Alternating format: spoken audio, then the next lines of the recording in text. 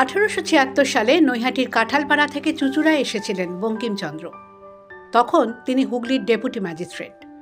জোড়াঘাটের এই বাড়িতে থাকতেন। সেখানে চলত সাহিত্য চর্চা।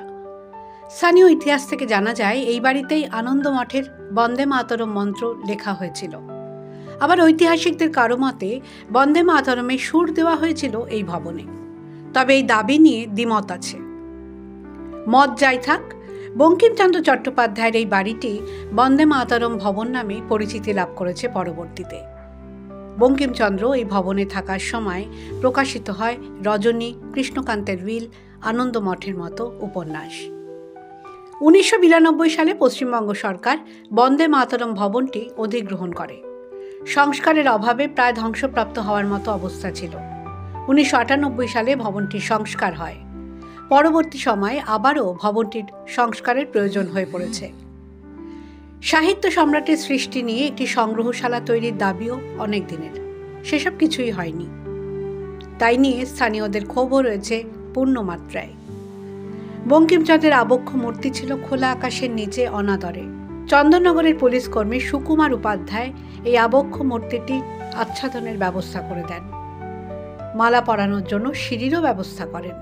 আমার মনের একটা ইচ্ছা ছিল যে এত বড় মনীষী, এখান থেকে বন্দে মাতরম রচনা হয়েছিল, তো যদি একটু সামান্য কিছু করতে পারি, সেই চিন্তাধারা নিয়েই আমি দেখলাম যে দেখতে খারাপ লাগছে।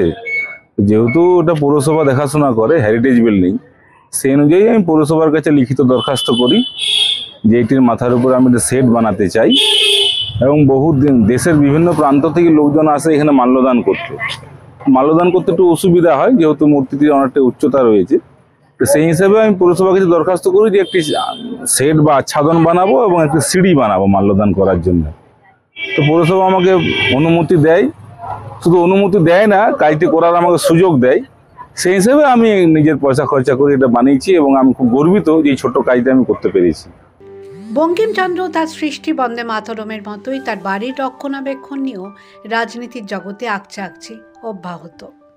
প্রায় আজ থেকে 15 বছর 20 বছর আগে যখন ওই জায়গাটা খুবই বাজে অবস্থায় ছিল এবং অসামাজিক কাজ অনেক হতো, তখন আমরা 24 ঘন্টার জন্য আমরা অনশন করেছিলাম এবং আমরা ঘড়ির মোড়ে বিশাল প্রোগ্রাম করেছিলাম। সেখানে আমাদের তখনকার বিধায়ক বাদল ভট্টাচার্য উপস্থিত ছিলেন এবং তপন সিকদার উপস্থিত ছিলেন। সেই সময় মুরলীমোহন যোশী ছিলেন, তিনি সাহায্য করেছিলেন। তারপর থেকে বন্দে মাতরম ভবনের কিছুটা সংস্কার হয়। কিন্তু এমনই দুর্ভাগ্য যে আমাদের এখানকার সরকারের আজকে শরৎচন্দ্র চট্টোপাধ্যায়ের জন্মস্থান ওইভাবেই পড়ে আছে। আজকে আমাদের চুঁচুড়ার গর্ব বন্দে মাতরম ভবন, যেখানে বঙ্কিমচন্দ্র চট্টোপাধ্যায় বন্দে মাতরম রচনা করেছিলেন এবং বন্দে মাতরম যে মন্ত্র, সেই মন্ত্র নিয়ে আমাদের স্বাধীনতা আন্দোলনে সমস্ত বিপ্লবীরা যেখানে ঝাঁপিয়ে পড়েছিল, তা সেই বন্দে মাতরম ভবনের আজও পর্যন্ত কোনো উন্নতি হয়নি। এটা খুবই দুর্ভাগ্য। এবং বঙ্কিমচন্দ্র চট্টোপাধ্যায়কে আমরা শ্রদ্ধা করি। আমাদের কিছুদিন আগেই ওনার যে বন্দে মাতরম সার্ধশতবর্ষ উপলক্ষে আমাদের ভারতীয় জনতা পার্টির পক্ষ থেকে আমরা ওখানে একটা অনুষ্ঠান করি এবং ওখান থেকে একটা বর্ণাঢ্য শোভাযাত্রা আমরা ঘড়ির মোড় পর্যন্ত আমরা আসি। যে বঙ্কিম ভবন আছে, যেখানে বঙ্কিমচন্দ্র এই বন্দে মাতরম লিখেছেন, সেই ভবন ভগ্নপ্রায় অবস্থা।